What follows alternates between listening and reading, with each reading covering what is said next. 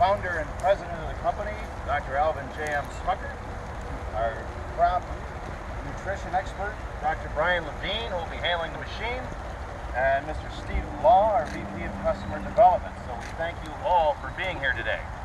A little bit of history. This started back in the late 60s with work begun by Dr. Smucker around the world with the goal of preserving fresh water and helping our growers on sandy soil. We're on Sand Hill Farm, so named because even when it's a little bit wet, a little bit of a kick, you can see what we're on. In the United States, growers are trying to grow on 120 million acres of this. They have a challenge. We also have a growing global population. Estimates vary, but we'll be at 10 billion people within 25 years. Probably less. So our goal today, and the company SWRT has been, not necessarily since Alvin was chased out of Libya in 1967 by Colonel Gaddafi, which he was, ask him. Since 2011, the machine that you see has gone through 4 iterations. We've had a tremendous amount of support from the people here in MSU, people through MSU Technologies, people from John Deere, from Brown in Canada, from smaller companies like Cook Irrigation. Looking right at you. Thank you. So as of Friday, we had our champagne cork popping event where we ran our latest polymer chemistry through the machine. And we have Mr. Joel Longstreth here with us in the red check shirt, who's been supplying polymer to this organization since 2011. So the 2 newly excavated holes that you've been looking at were run into the ground on Friday. So we're very happy with that. Yesterday morning, we released into production the current level design for the shoe that you see on the back, our sand-colored prototype. That is going to have 3 brothers and sisters for our fully functioning field machine. Because our challenge is that we have a problem with fresh water. Using it efficiently, using it effectively, and protecting the water that we do have. You read the newspapers, you see blue-green algae blooms happening over in Lake Erie, and you know that 70% of the fresh water on this planet we use for agriculture. So the problem that we are solving with this organization is twofold. One is we're helping to feed a growing global population. 2 is we're protecting our fresh water supplies on the planet. So I'm not going to spend too much time giving you the backstory and the history, but I know Dr. Smucker is going to talk to you a little bit about the technology behind the soil water retention technology. And if you have looked at these open holes, in an acre, we can store over 120,000 gallons of water after an irrigation or rain event. And if you're interested to know how much it's been raining this morning, just look in the hole, you can see about a 1/4 inch. So later, Dr. Smucker is going to talk to you about the technology. Dr. Levine is going to talk to you a little bit about how the plants respond. Steve is going to talk to you a little bit about what we're doing as far as our commercialization march. And then we're going to pull the existing prototype shoe down the field so you can see it in action, how it's actually going to work. Alvin, are you ready?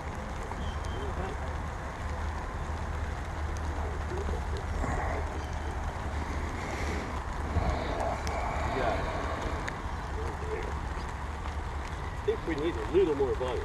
It's on the hand. Okay.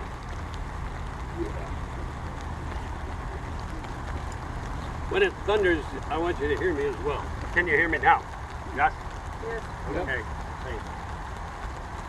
Well, again, thank all of you for coming out in the rain. We know those who are totally interested, totally supported, and totally a bit subject. So by the time we're finished here, hopefully all of you will recognize that there is a new technology that has not been used before on the globe.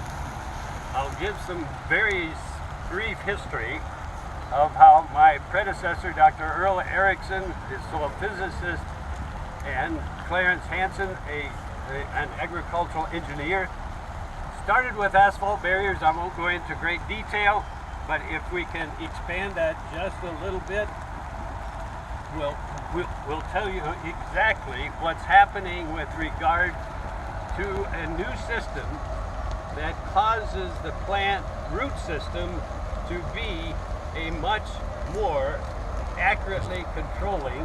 We could even call it one of those opportunities for a smart root zone.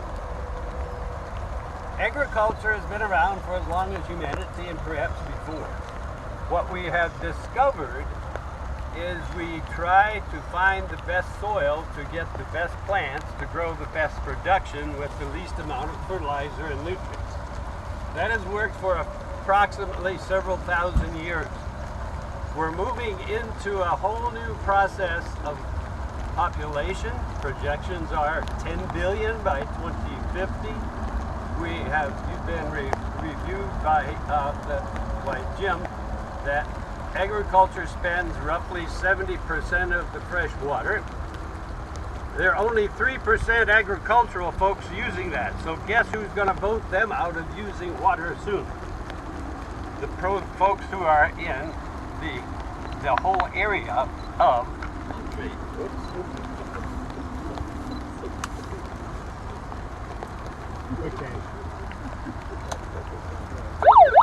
Make sure we have your attention.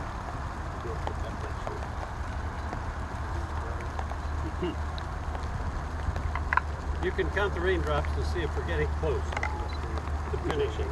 Can you hear me now? Okay. Very good. So what we're attempting to do is also be able to not only have a smart root zone, but to have a very long-term, once and done insertion of a scientifically proven on 4 different types of models. We've now been in 6 states and 5 different countries. We've grown 16 crops. We have a little better idea, in fact a lot better idea, of what the potential of the SWRT, the subsurface water retention technology modification, if you wish, of making a very smart root zone that can be controlled to the nearest almost prescription level of irrigation, fertigation, and oxygen conditions. Those are the 3 components that give roots the greatest potential for a highest production.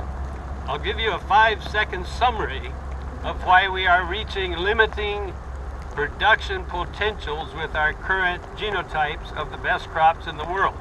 I've got 3 seconds left. It's because the root systems are too big. They're trying to make them drought tolerant. The only way they can be drought tolerant is a little bit in metabolism, 3 to 5%, but deeper root systems. Deeper root systems in dry soil die. The next time it rains, there's an explosion of new roots. All of the carbon that's being fixed above comes below ground, and unless it's carrots, potatoes, and a few other crops, you're losing food because we harvest the above ground portion.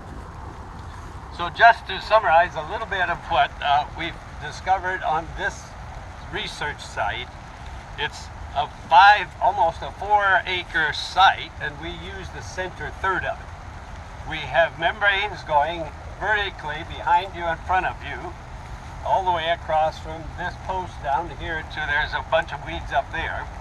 And if you look at the brown weeds behind you, you can see where the membranes are growing because there's more brown weeds. Those are sweet clover. Even the weeds respond to these membranes. So, very briefly, we've planted corn, soybeans, potatoes, we've had peppers, we've had cantaloupe and other crops here. We have generated a field crop average of corn of 304 bushels per acre with irrigated membranes compared to irrigated non-membrane corn of 180 bushels per acre. This one gives us a 4-year average of 160. So we are still way ahead of the best soils in Michigan, even of the best soils in Iowa, Missouri, and Illinois on an irrigated sand soil. We can do that, and we can do that for a long period of time. And one of the questions, we have 40 copies here for you to take with you. of answering one of these 17 important questions is, how long does the membrane last? Dow Chemical developed this 58 years ago. They buried it 50 years, built too much in Midland and lost track of where it is, but it was impermeable to water for 48 years and much longer. So we know these membranes can be lost or used for at least 48 years, probably 3 times that many years. And if we have that once and done, we can then begin to have permanent agriculture production. I know it's raining, it's getting long, but I wanted to say 2 more points. This is one of the most exciting research opportunities I've had, and 16 other scientists, some of you are here as well, working with us and giving us advice. I'd like to point out Dr. Jim Tichy is, where are you, Jim? Somewhere. We're here. There's the microbiologist. We've got Steve Miller, the irrigation guy. Where are you, Steve? Okay. And we've got all the others that have worked in the field. Their names are titled here. And it's been an effort of 17 scientists here and about 23 scientists in 7 countries around the world I won't go into. We also have visitors from Canada. Welcome. We're very happy to be working with them. I should give credit to the Ford chisel system behind the tractor here. It was built by Braun Company in Canada. We're working with the Canadians, we're working with the Mexicans, and of course in this country as well as others. The last thing I wanted to say is that the excitement of this is growing. There are now somewhere in the neighborhood of 4 million people who have responded that they have read about SWRT systems. That's just the beginning. We're now beginning to move with industries, beginning to work with the irrigation folks, the tractor and the manufacturing, the polymer folks you heard earlier, and many that are going to cooperate with us. And today, the reason we thought it was important to bring you in and take a quick look is we have a new patented system that is putting these membranes in, and we dug them last night because we assume it's going to rain. We won't dig here, it's going to be too wet. And we think it's going to have phenomenal potential, not only in Michigan, but across the United States. So I'll stop there. We'll be happy to answer a lot of questions in the near future. You're next. I'm next. I get to talk. Oh, you're a risk taker, Alvin. Thank you. I may not need this because I can talk really loud. Put it close. Good morning and welcome, and thank you for coming. You're hardy individuals. I'm delighted and honored to be part of the SWRT team. My name is Steve Law. I am the customer development vice president, and my former career was in working with farmers around the state to plan and implement soil and water conservation on their farms, as I worked for the Natural Resource Conservation Service, and before that the Soil Conservation Service. And I got involved with Alvin when I was still working for USDA, and he submitted a grant, and I read in the grant what he intended to do, put these subsurface barriers underneath the ground, and some of the results that he'd had. And I said to myself, Steve, this is going to be bigger than tile drainage. This has so many applications, not just in Michigan, but around the world. It just almost boggles the mind. And I want to illustrate that by telling you my favorite news story about a Scottish immigrant who came to New York State in the 1830s. And he was poor, and he wanted to farm, and he couldn't buy very good ground, so he bought some very wet ground in the local area there, and all the farmers grew wheat because the ground was so wet. You could plant the wheat in the late summer when it was dry, and you might be able to get in there and harvest it in July the next year when it was dry again. But the Scottish immigrant remembered back home, guys were making little clay pipes and burying them in the ground and draining off some of the water. So he sent back to Scotland for the pattern. And he hired a local potter to make him some. And he made him about 3,000, and he got his big shovel out and he started burying these pipes in the ground. And you know what the neighbors said? Scotch Johnson's crazy. He's burying pottery in the ground. Well, he kept at it, and where he was able to grow 5 bushel wheat before, just like everybody else, suddenly after a few years of drainage, he was able to grow 50 bushel wheat. And you know what the neighbor said then? He's just lucky. Well, 170 years later, tile drainage is an absolute no-brainer. If we would not be able to farm millions of acres of land without tile drainage. And I think that SWRT Solutions membrane system is going to do the same thing for sand, not only in this country, but around the world. And we have done a very great amount of effort in outreach and education. And those of you that like to use social media, we've been in the social media. We've got a Facebook page. We've got 130 people following us from all over the world. And a lot of them say, you know, when can we do this? How soon can we get this? That's the kind of feedback we're getting. I've personally met with many farmers in Southwest Michigan because we are targeting folks with sand soils, high value crops, expensive or maybe water that's not as available as they would like it to be. We figure that's our way to penetrate the market. It's where you get the fastest return on investment for the farmer, because if the farmer's not making money, we're not going to be successful. So we're targeting those folks. We have about 400 acres where people have either signed a piece of paper indicating that they have a very strong interest, or have indicated that they will, when the machine is ready to go, be installing. Now, farmers, you know how they are. They do a little bit. I was around for the no-till revolution, and if you could get a guy to do 5 acres of no-till the first year, you were pretty fortunate. And they'll try it under their management, and if it works for them, and we'll be there holding their hand to make sure it does, we'll be back on that farm doing many more acres in the subsequent years. So, of all the conservation programs that I was involved in my career, and all the conservation practices that I got to work with farmers to plan and install, I'm most excited about this one. And I think you know, when we get some experience out on the field with farmers, get a couple of crops over these things, it's going to take right off, and we'll have a tiger by the tail. So I'm going to turn it over to Dr. Levine at this point. While they're doing that, I think I can shout loud enough. One of the people I failed to mention that has been very implemental in bringing SWRT from the science level to the commercial is Brad Shaw. Brad, shake your umbrella there a little bit. He is with the MSU Technology. MSU Technology, like all major universities, is now opening up new technologies to not only get our students to begin to have innovative research, but also the faculty. So thank you, Brad. And I think you've got a colleague here. Nope. Okay. All right, thank you guys. I'm Brian Levine. I'm kind of the agronomy guy around here. And so from a crop production side, what we've seen with this technology is that we're able to hold water, but in sandy soils, there's also a lot of potential to leach nutrients from either over irrigation or just in natural soils, that if we can get more irrigation or maintain the irrigation, then we maintain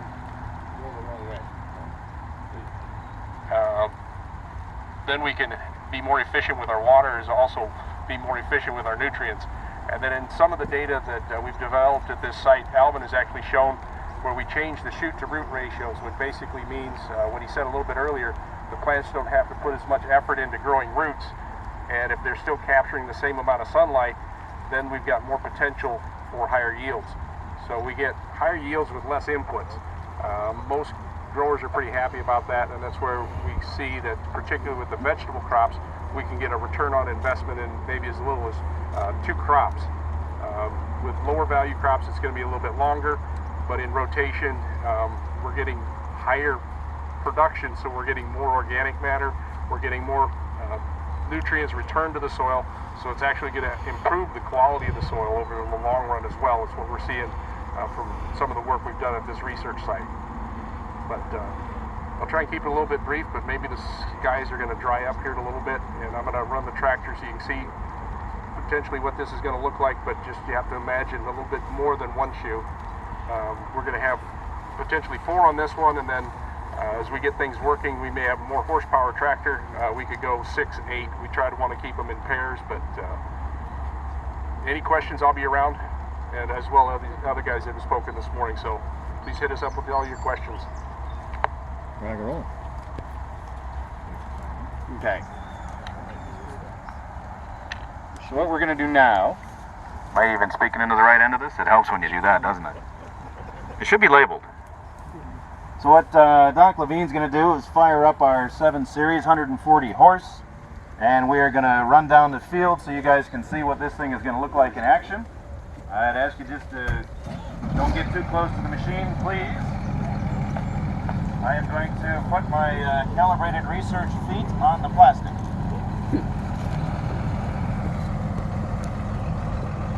Let's see if it pulls me down and into the trough.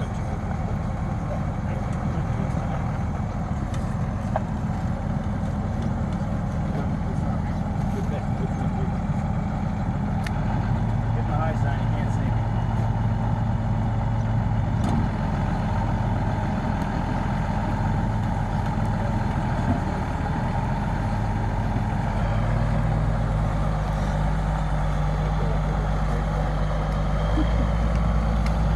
Now you can see how dry the soil really is.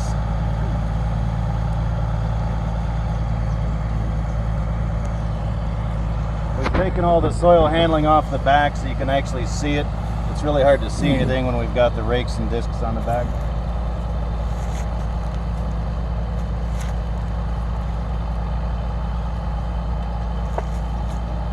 So we'll be going down the field at speeds around 2.5 miles an hour versus our creeper mode.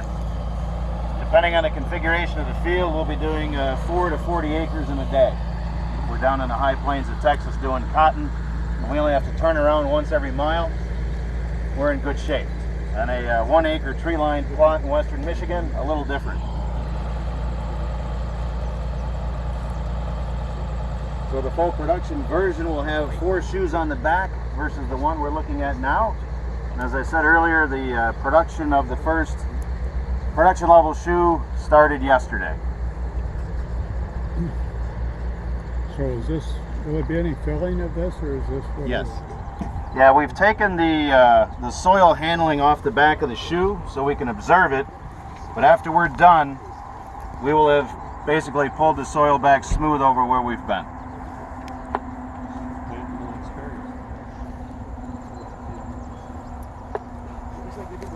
Thanks, Brian.